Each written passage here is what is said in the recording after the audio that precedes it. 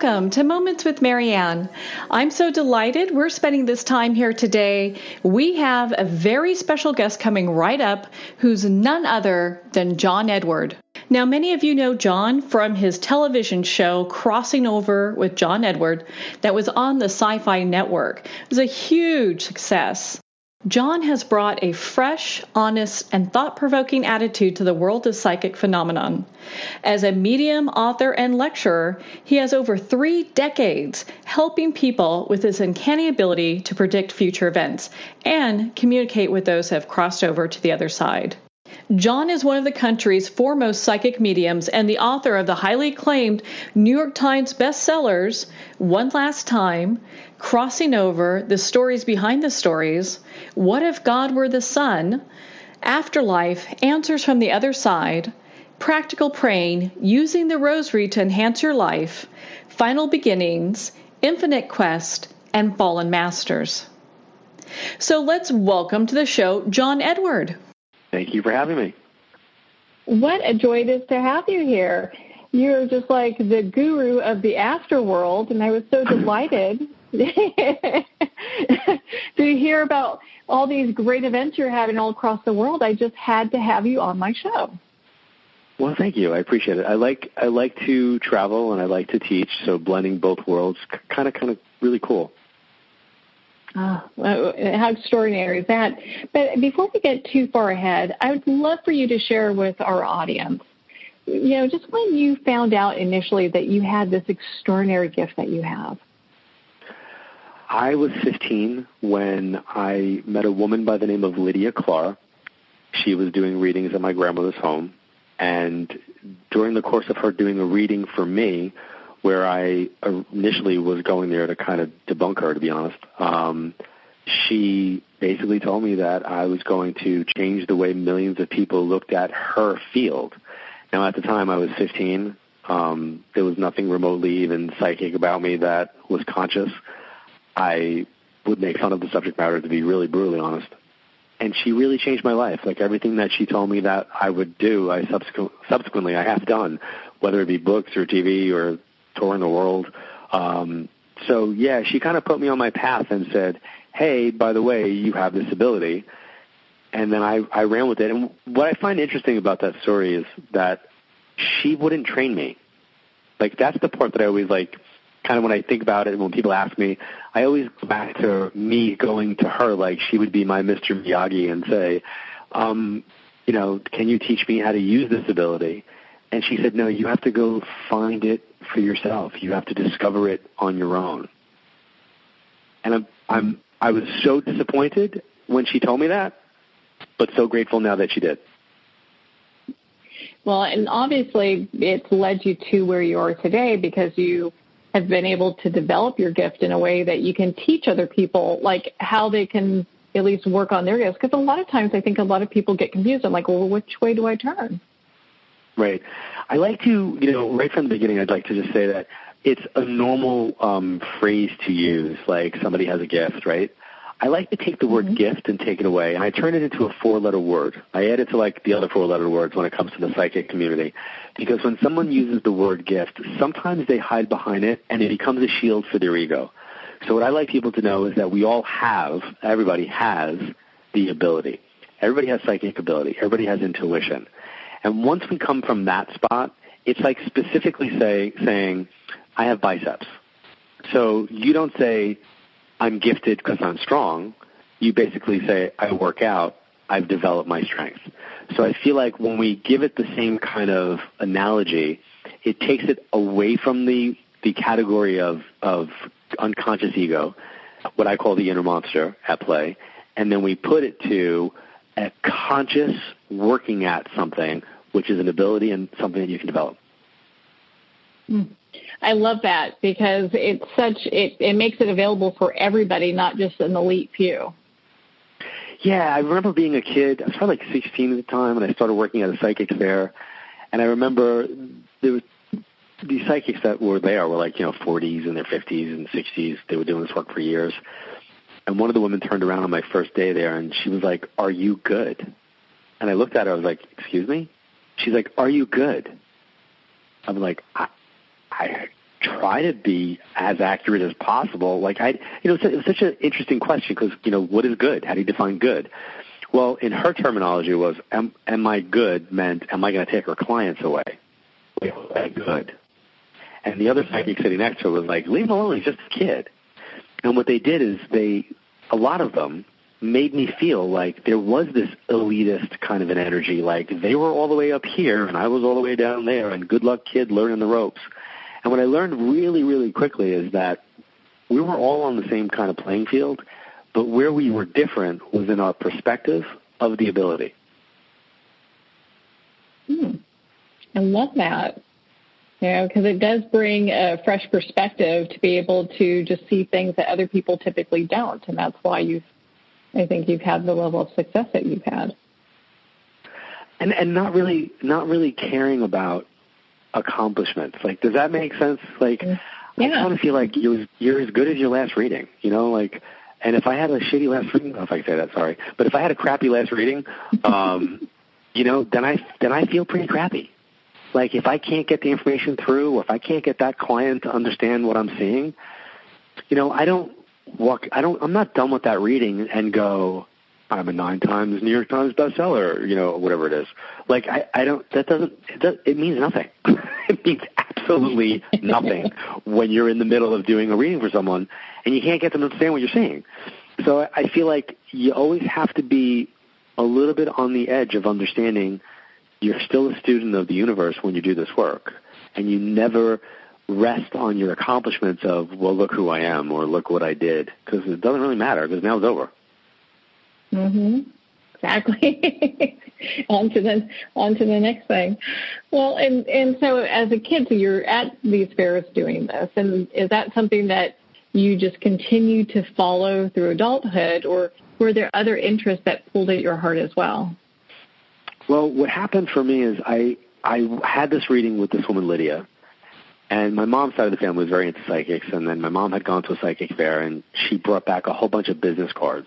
And she said, why don't you go to somebody else and see if somebody else sees in you what Lydia saw?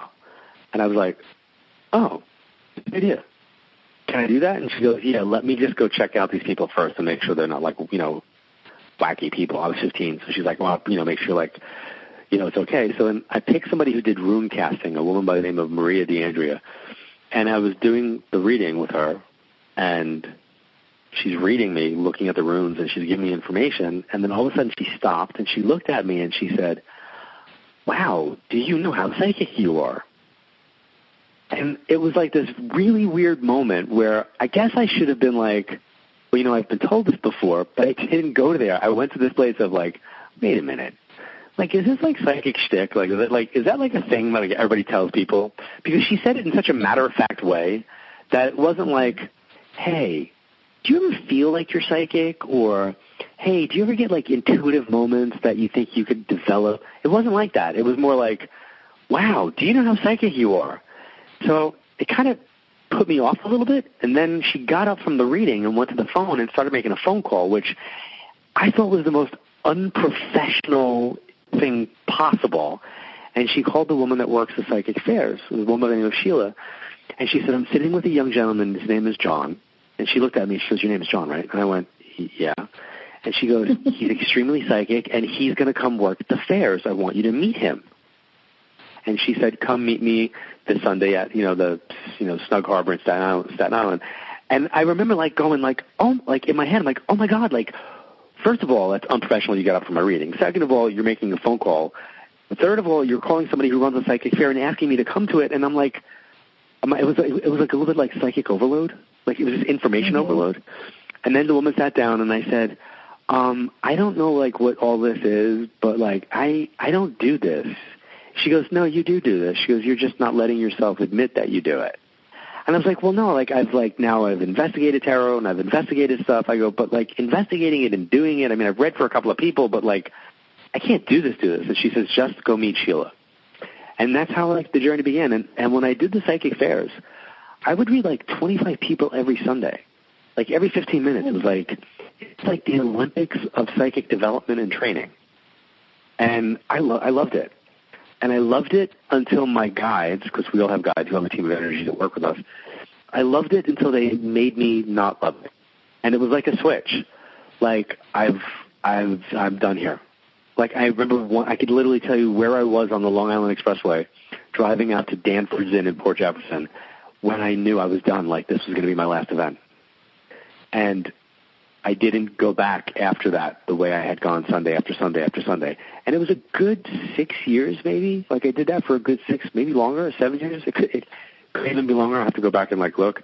But, like, I knew I was done. Like, it was time to graduate to what was next. What a beautiful, life story. Because, I mean, you get to these points, and I think everyone does in their life, where they're working on a path and maybe they plateau and they're kind of at this point where it's like, gosh, I don't think I can do this, or this is really for me, and it's time to kind of reinvestigate things. Yeah, I'm pretty good when it comes to recognizing stuff like that. Like when Crossing Over was in its 4th year, and they weren't sure if it was going to move on, and they were thinking they were going to cancel the show, and the production company was being bought out by another network, and they needed to make sure that it was a very, I don't know what the proper word is, not cost prohibitive, but financially successful vehicle for them in their portfolio of being acquired and the acquisition and all that kind of stuff. They wound up firing my staff. Like, they took the staff of Crossing Over, like the key people who were the people who really understood what my mission was and what I wanted and what I didn't want. Like, and what I didn't want was a television show. Like, I wanted these to be events that were televised, but I didn't want a produced, slick show. Not back then. So all the key people were kind of fired. And the people that were their underlings that were working underneath them were now empowered to be the people who were in charge, but to report to not me, to the people that were at the network. So I knew at that moment I was done, and I got released from my contract. And I was like, I can't be here. Like, I can't be here and not know that these people's experiences are going to be treated with respect. I can't be here and say, past this date. So when all of these people were fired, I made sure that my out was like, I basically fired myself. Like, I made sure that I was off the show from then on. And I was like, listen, it says Crossing Over with. Maybe it's going to be with somebody else, but it ain't going to be with me past this date. So, like, I knew that I was done. Like, I knew that I could, like, it was clear, like, I can't be here. And when you get these moments where you're feeling that clarity, the spirit just immediately show you, hey, we've got something else in store for you, or it's just to trust your gut? You know what? I think that last part is the important, trust your gut. And I think for folks that are listening to this, I don't ever surrender myself. I am the one who's responsible for my choices. Like, the clarity that I get, I have the ability to act on it or not act on it. And I think a lot of people that are listening to this that might be in a relationship that they know is bad for them, they already know. They have the clarity that the relationship is bad, but the fear is what stops them from acting on it. So you have to have the love of self in order to make sure that the fear of what's next doesn't get in the way. So for me, it's always owning my choices. So I don't blame my guides. I don't blame anybody in spirit. I basically say thank you for the information, but it's my karmic responsibility in this lifetime to make my choices, and only I am responsible for those choices.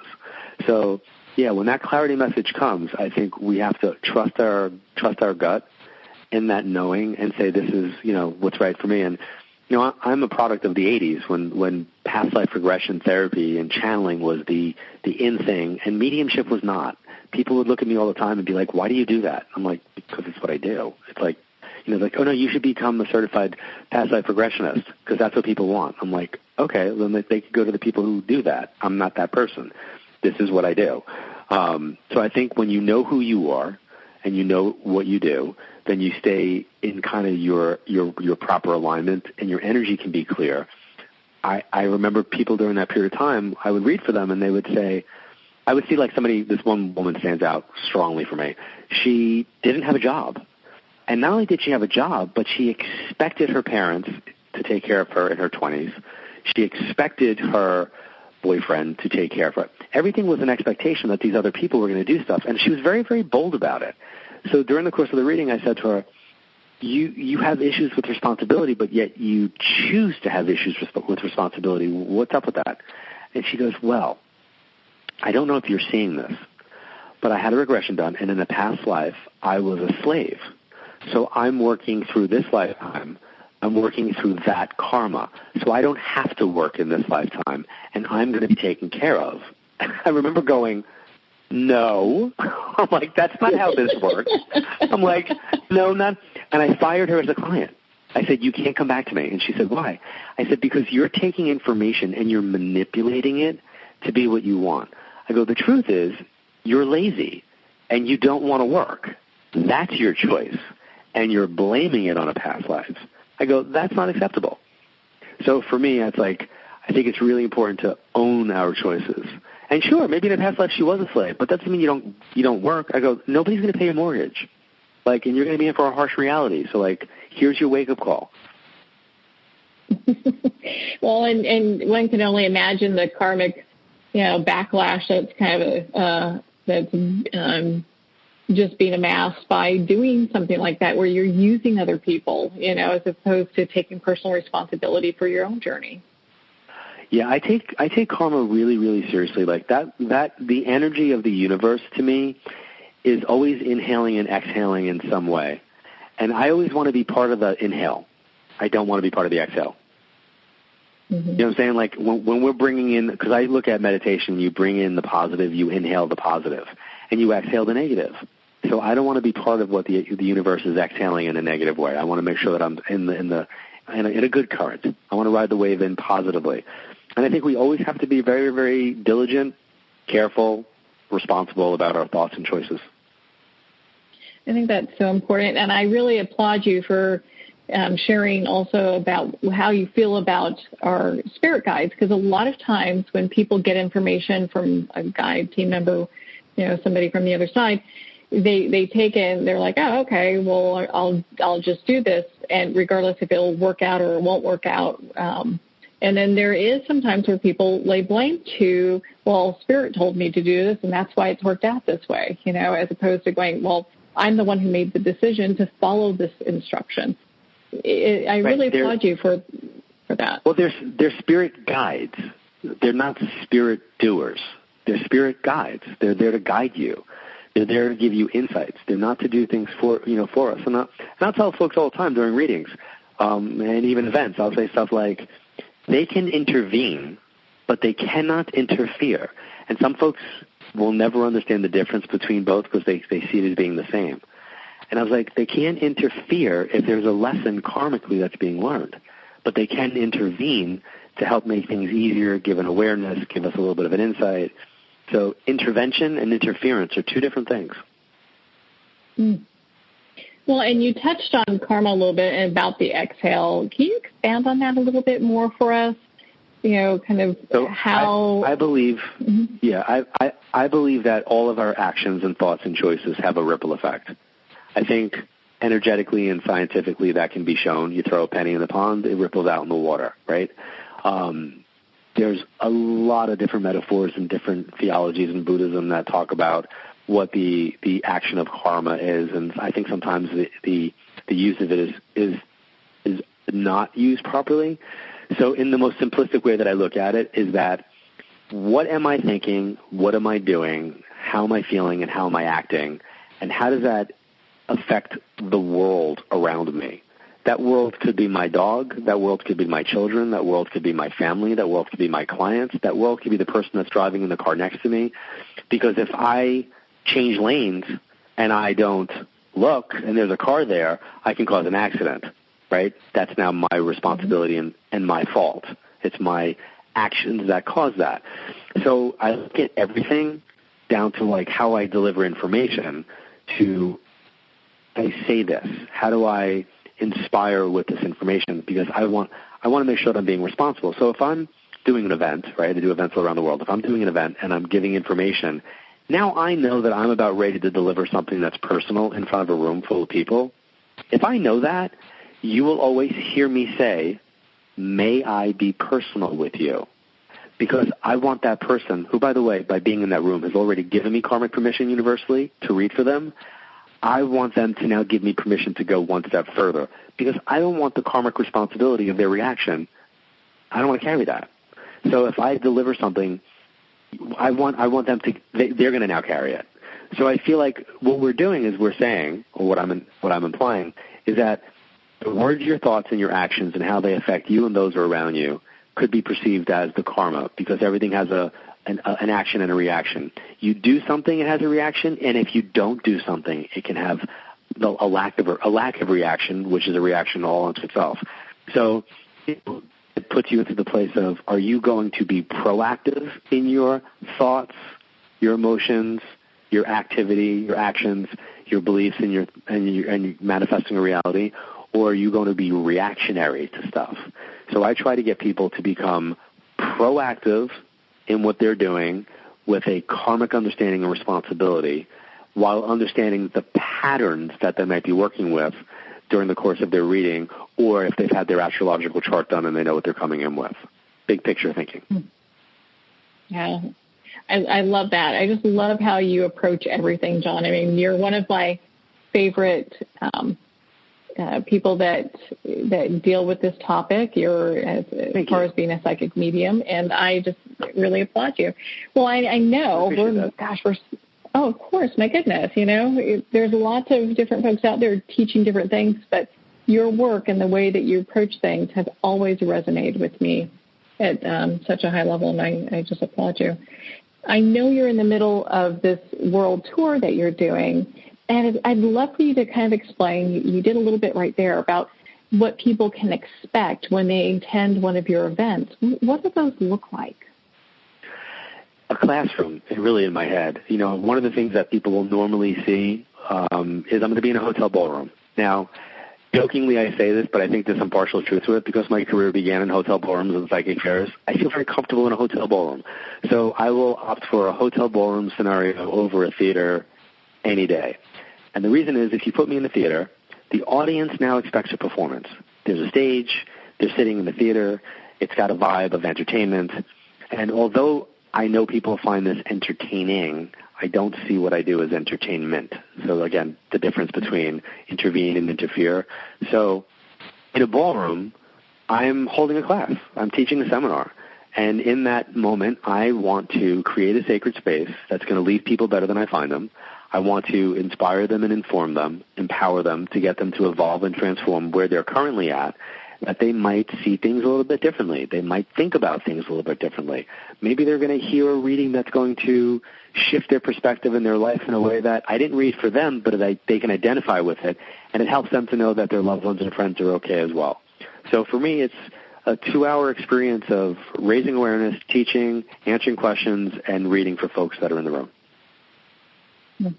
And I'm sure with that comes, also a lot of healing for people who are, because when I've attended events, you see a lot of people that are still going through a great deal of grief, and at least that's been one of the number one things that I see. Is that the same for you?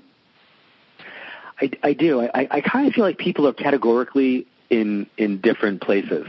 There's the student of the subject matter, there's the practitioner of the subject matter, there's the newly discovered person that this is aware because they might have had a recent loss. There are people who are stagnant and stuck in their life because of grief. So I feel like they're all coming from the same places. So if we were to equate this to hunger, there are different levels of hunger. There are people that are starving. There are people who are peckish. And there are people who are snacky, right? There are people who are hungry. So depending upon their appetite is going to depend upon what they're going to take away from the experience. When people come to you and for the reading aspect of your events, what are some of the number one things that you see people kind of constantly request? From a theme standpoint, I think that they want to know that they're okay. They want to know that their loved ones and friends are okay. That's probably the number one thing. I think that they also want to know that they're not alone, that they're with family members and friends who have gone before them, that they've met up, and that we stay connected in the afterlife, and that those folks are still connected to them, that they see what's happening in their life now, they see what's taking place, they see what's in their hearts, they know the things that maybe they didn't say, they recognize those things. So finishing up with unfinished business, kind of touching upon things that a period needs to be, in their minds, put an end to something, closure they're looking for. I kind of feel like we're looking more for connections than closure. But those things. Yeah, those things all around. Well, and what a huge impact that makes on somebody's life. I mean, I've been at, I was actually at one of your events many moons ago, and it was pretty profound just watching the change that went through the room. And you could see people like they were just letting that grief go. And for me, it was a profound thing to watch. So yeah, it's my favorite moment. One of my favorite moments is, I call it watching the lights go back on. Inside people's eyes, it's almost like there's an old lantern, and you can sometimes see the lantern get turned up and their eyes get brighter, where like the lights go on inside.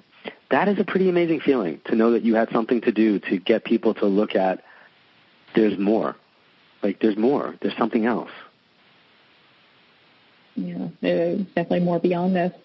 Well, you're so superb at connecting people with their loved ones.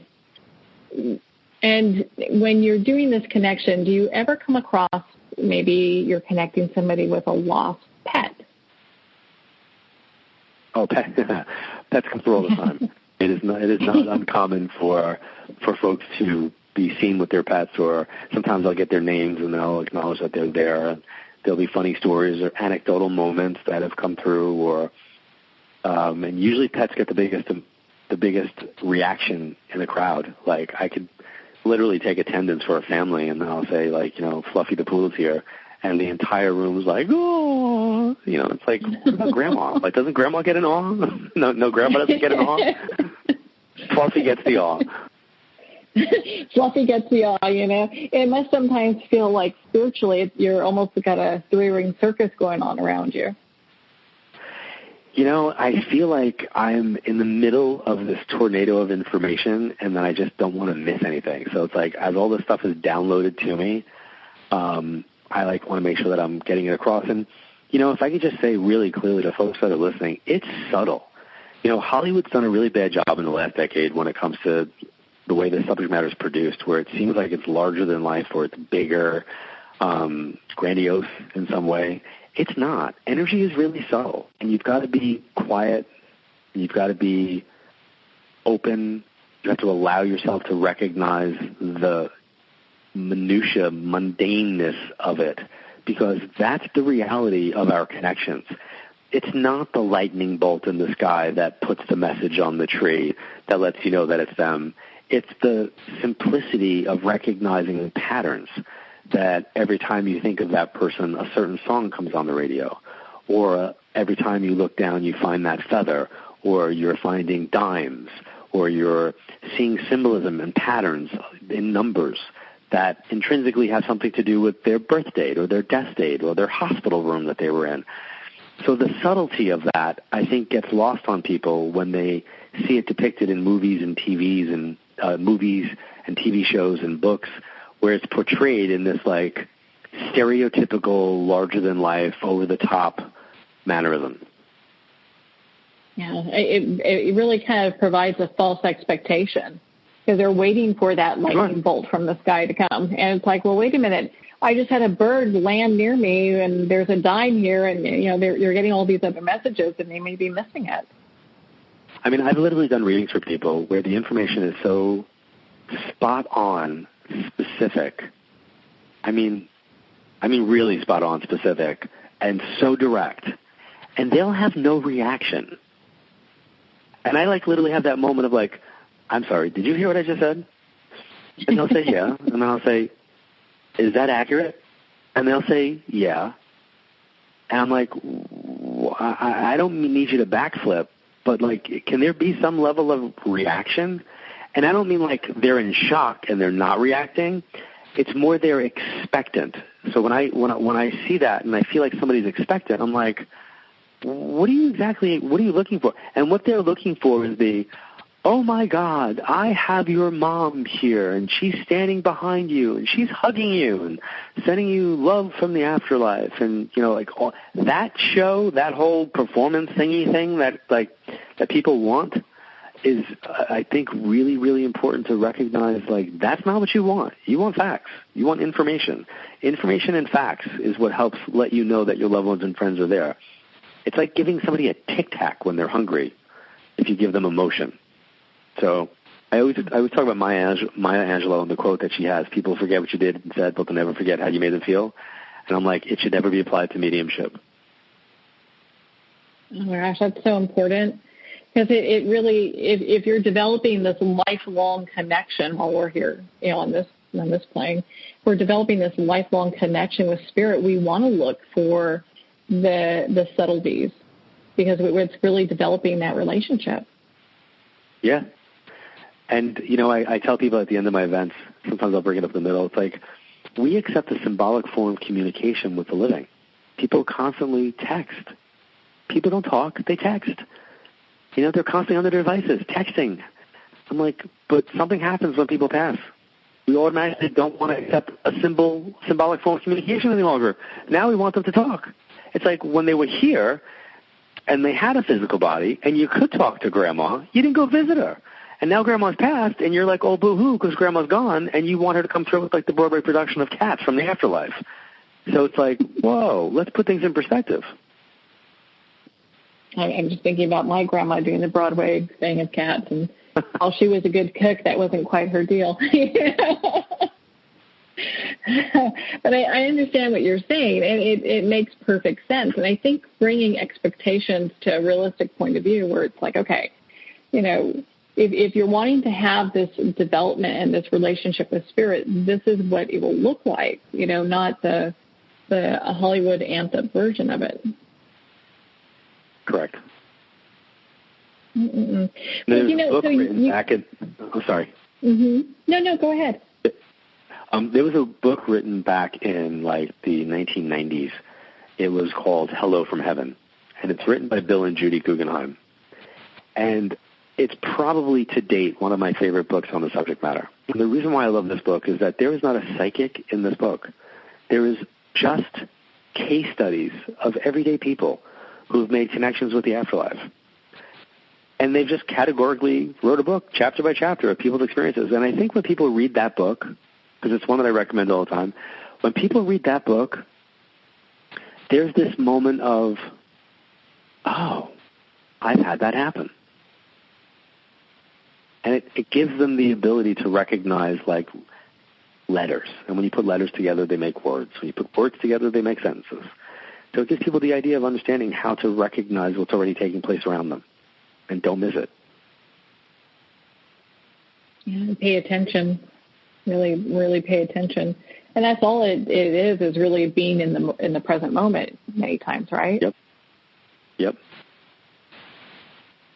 Being aware. I love that.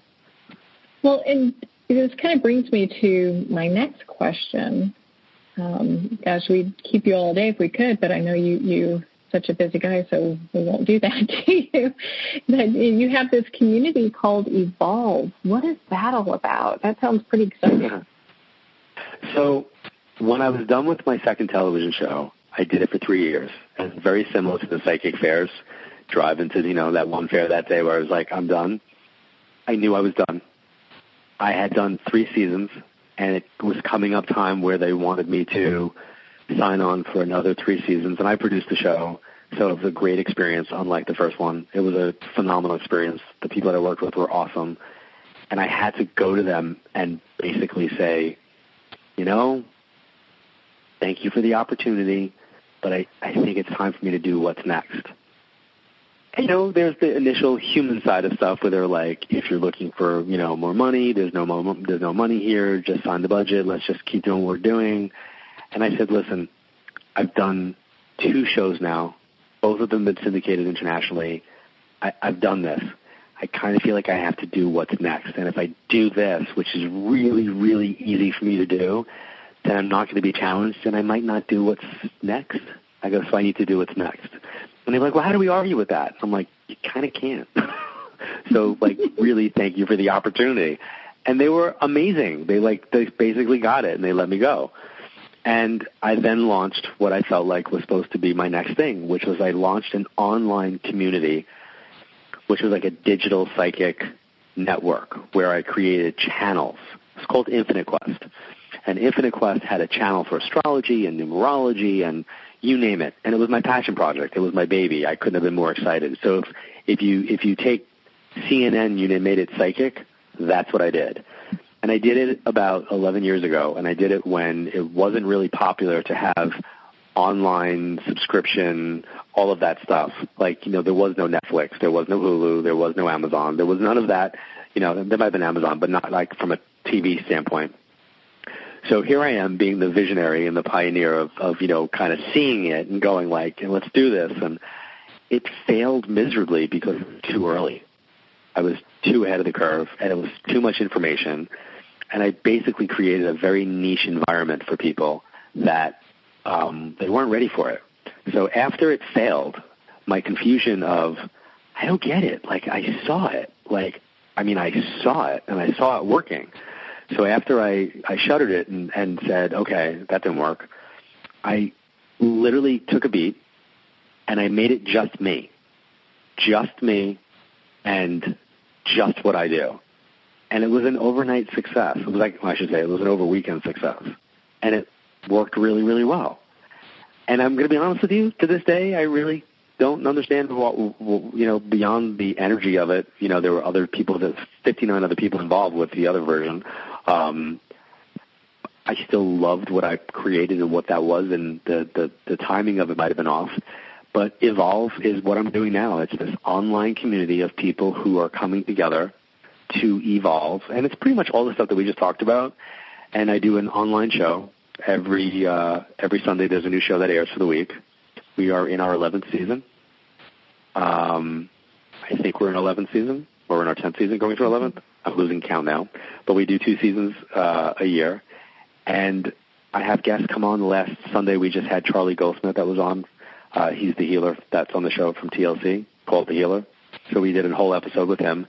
So it's different from what you would see with Crossing Over. It's different from anything that, I've done before.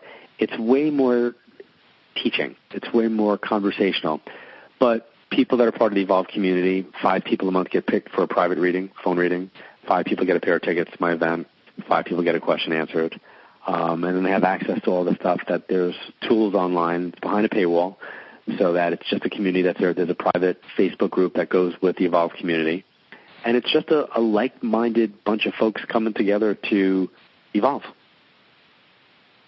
I love that. I so like how you're bringing in these other people, like the gentleman you're saying from The Healer. I've seen his show a few times, and bringing him in, so there's greater discussion on kind of just what's going on there. Because I think a lot of times too, when people are advancing in their own path, they'll want to have greater questions of what does it look like? How does it manifest for other people that are using this towards their own degree of success? Well, it's like you have this experience of knowing that there's something else out there, and it's like, where do you go to talk about it? Where do you go to, not get attacked for it? Where do you go to learn more about it?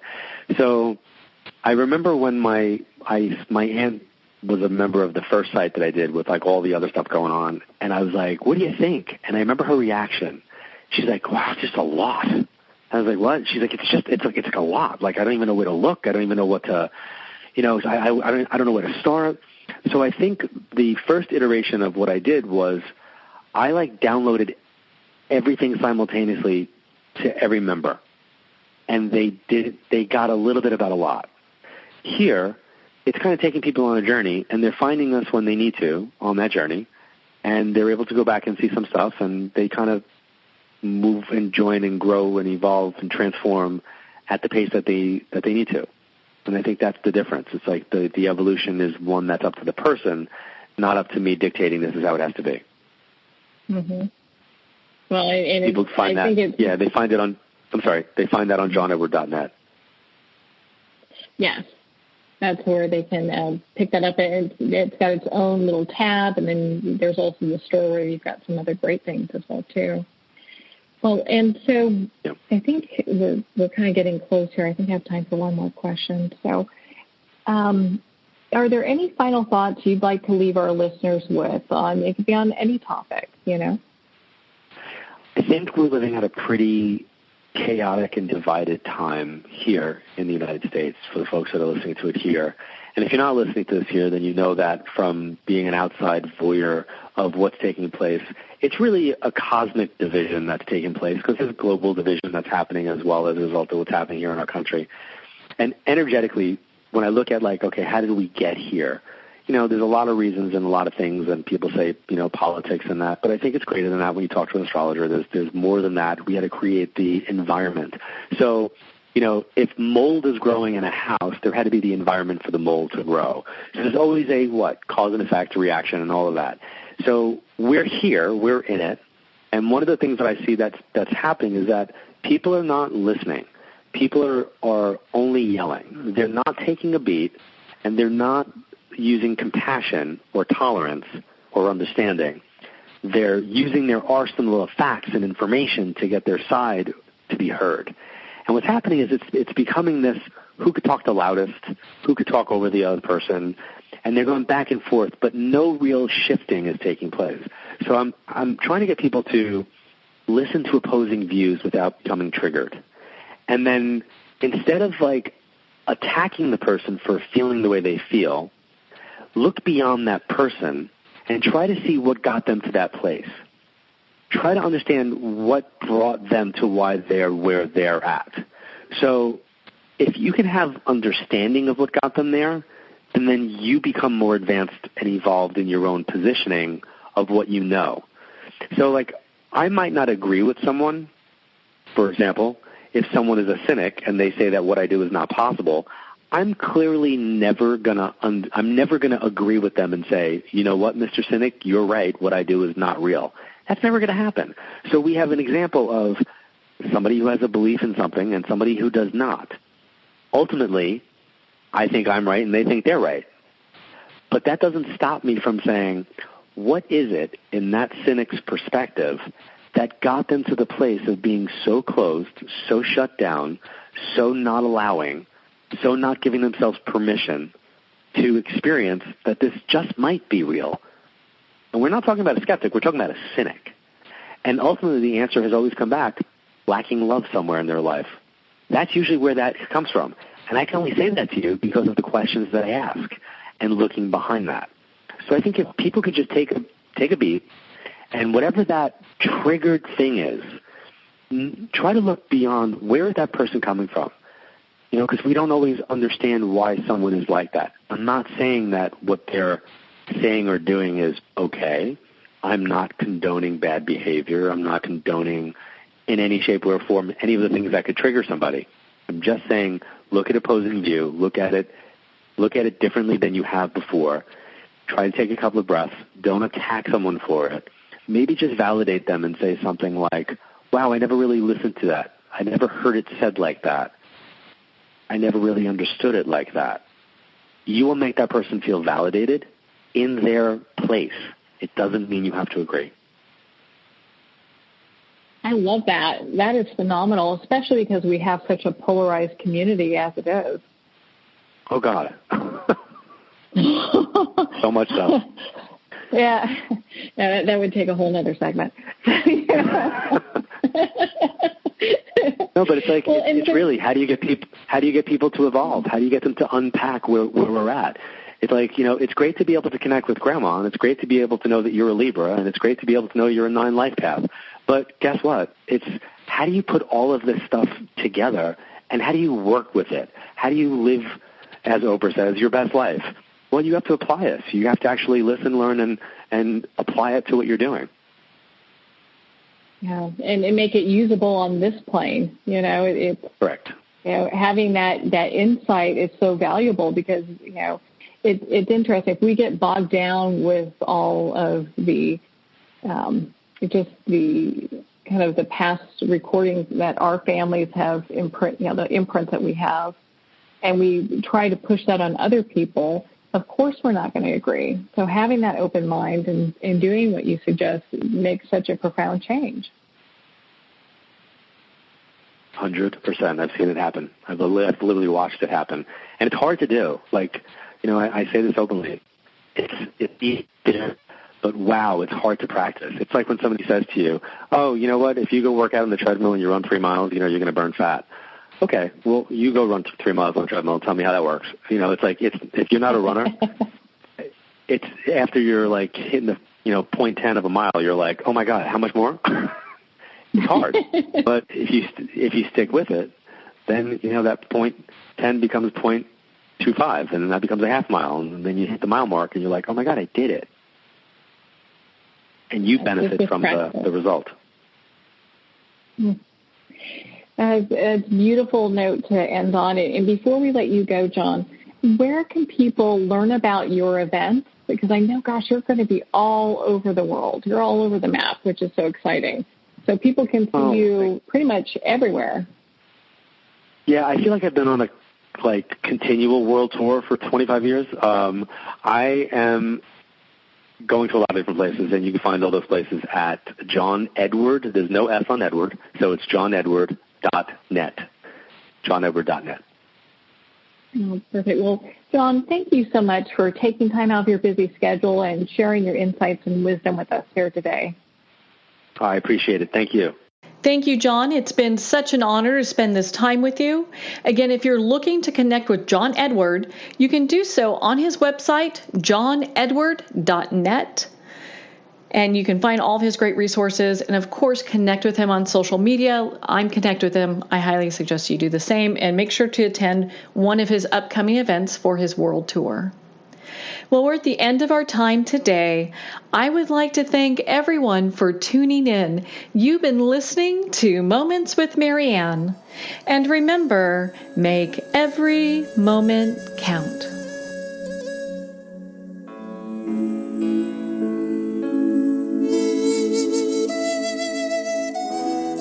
In a single moment, your life can change. Moments with Marianne is a transformative hour that covers an endless array of topics with the best of the best. Her guests are leaders in their fields, ranging from inspirational authors, top industry leaders, and business and spiritual entrepreneurs. Each guest is gifted and a true visionary, a recognized leader in her own work, and while teaching others to develop, refocus, and grow, Marianne will bring the best guest and sometimes a special surprise. Don't miss this. You never know just which moment will change your life forever. Moments with Marianne airs every Thursday, Friday, and Sunday at 8 p.m. Eastern, 6 p.m. Mountain Time. Make sure to tune in and visit momentswithmarianne.com for more information.